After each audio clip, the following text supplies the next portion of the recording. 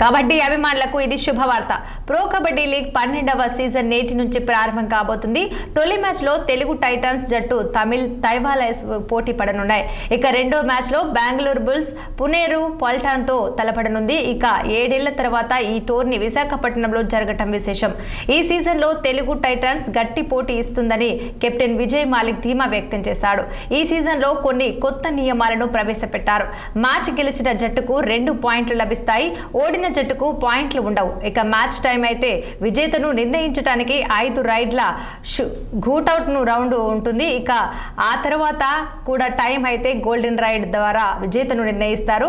అది కూడా సాధ్యం కాకపోతే టాస్ వేసి విజేతను ప్రకటిస్తారు. లీగ్ దశలో టాప్ 8లో నిలిచిన జట్లు ప్లే ఆఫ్స్ కు అర్హత సాధిస్తాయి.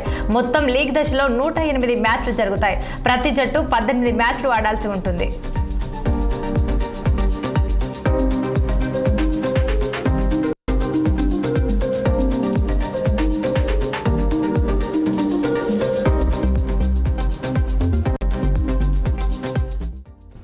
కబడ్డీ అభిమానులకు ఇది శుభవార్త. ప్రో కబడ్డీ లీగ్ 12వ సీజన్ నేటి నుంచి ప్రారంభం కాబోతుంది. తొలి మ్యాచ్ లో తెలుగు టైటన్స్ జట్టు తమిళ్ తలైవాస్ తో పోటీ పడనుంది. ఇక రెండో మ్యాచ్ లో బెంగళూరు బుల్స్ పునేరి పల్టాన్ తో తలపడనుంది.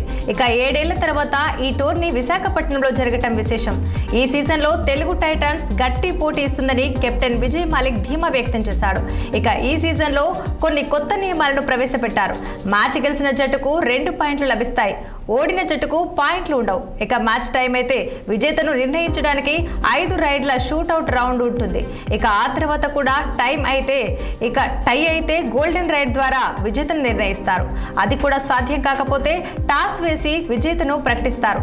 లీగ్ దశలో టాప్ 8లో నిలిచిన జట్లు ప్లే ఆఫ్స్ కు అర్హత సాధిస్తాయి. ఇక మొత్తం లీగ్ దశలో 108 మ్యాచ్లు జరుగుతాయి. ప్రతి జట్టు 18 మ్యాచ్లు ఆడాల్సి ఉంటుంది.